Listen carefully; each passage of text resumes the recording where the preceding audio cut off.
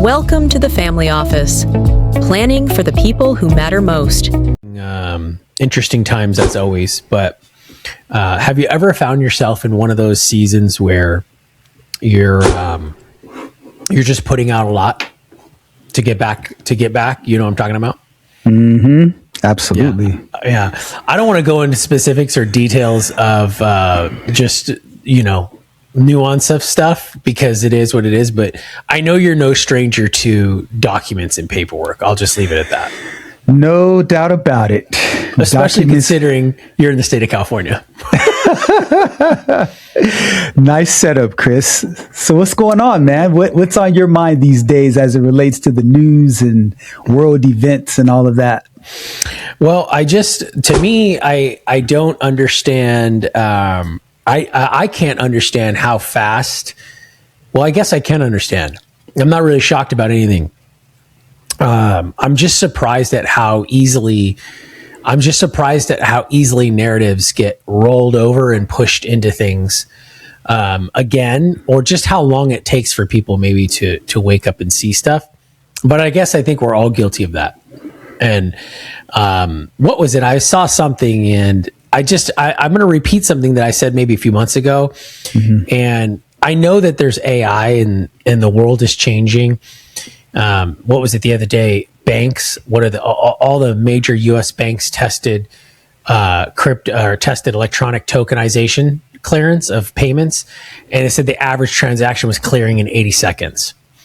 Right? Or settling in 80 seconds. Compare that to like Swift. And so you have those types of things that are going on in the world. You have AI, you have XAI, you've got all these things.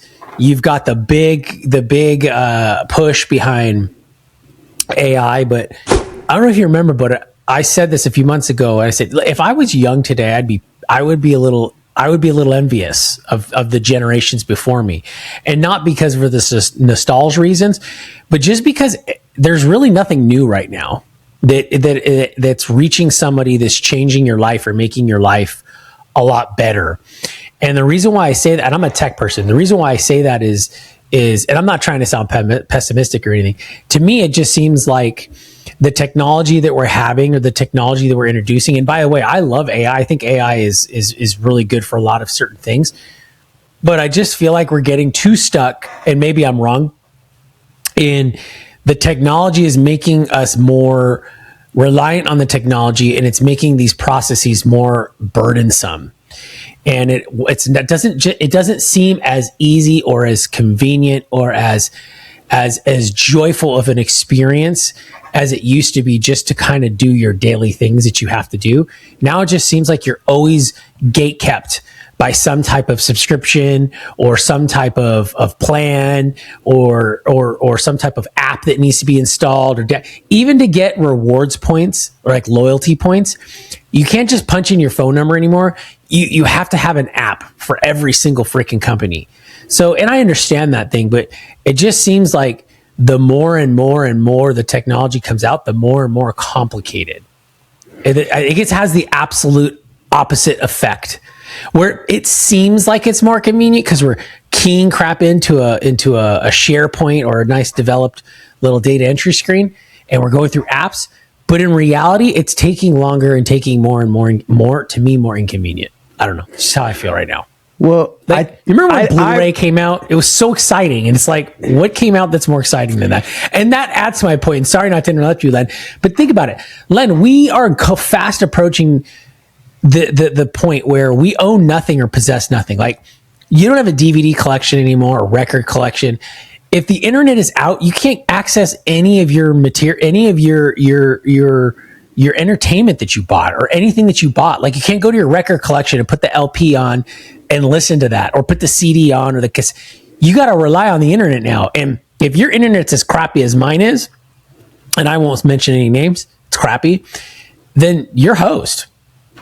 So I remember when I went to visit my cousin. He lives in DC, and he's a tech guy, and he works for the government in DC. So he was right there, worked right there on, not in the White House, but right down the street from it. And this was the time when the internet just came out. It was just the thing where you had your dial up, where you would go online and you hear that. I don't know if you remember that. I don't know if you're old enough. I had a 14.4 modem. Okay, so you know what I'm talking about. So, and if someone picks up the phone, you get mad. Right. So that's right. So I remember my cousin being on the tip of the spear, everything technology. He would go onto his computer, log in to try to get online, and literally it would take 20 or 30 minutes just to log in. So I remember the days where, because it was so new, we had this heightened level of, awareness that, okay, let's be patient. Let's understand that these things are going to take time. And then over time, as things progress, we became more and more expectant of fast results and, having the thing right here, right now. Think about the progression of telephones and 5G versus 4G versus 3G, right? And so imagine there was a time when we first started downloading videos, and you would take a video and it would download like frame by frame before you even had anything. So imagine now we can download full movies, and, I feel like we're switching roles. Like I feel like I'm the young guy, but I do understand your point as it relates to the level in which we are being held beholden to the technology, because if something goes wrong, there's no real system of redundancy. People don't keep files anymore. I remember, I still have a file cabinet in my office, and where I physically keep paper still to this day, because I want to have something tangible. If everything goes out, the grid goes out, I want to be able to have access to something that I can put my hands on and put in my car and get up and go. And so I'm not the doomsday type of guy. I'm not foreshadowing that there's going to be a time where the whole grid shuts down. But what happens if it does, even if your electricity goes out? So I guess on the one hand, I think we need to be patient and understand that specifically with AI, that things are going to take time to get to where we are. But going back to your original point with the young folks that are out there right now, we are definitely at an inflection point where things for them, for the first generation, is not better.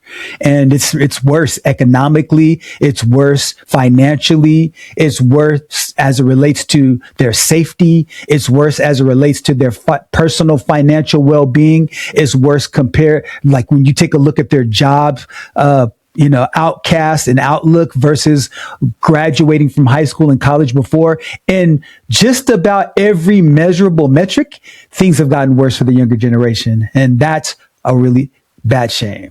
Hey, it's been a great conversation, man. I know we had a couple of other topics on the table, but sometimes other topics deserve the amount of time to go in depth, because in this paper, chasing, clickbaiting, topical story having news cycle, sometimes you need to go a little deeper and just engage in some lively debate without having to take a commercial break. So I always enjoy these conversations with you, Chris. Likewise. See you next time. All right, till next time. Conversation has given you clarity on your next steps. Please share this episode with someone who's walking the same path. Don't forget to like and subscribe so you won't miss future episodes. And remember, planning ahead isn't just prudent, it's an act of care. Thanks for joining us, and we'll see you next time on The Family Office.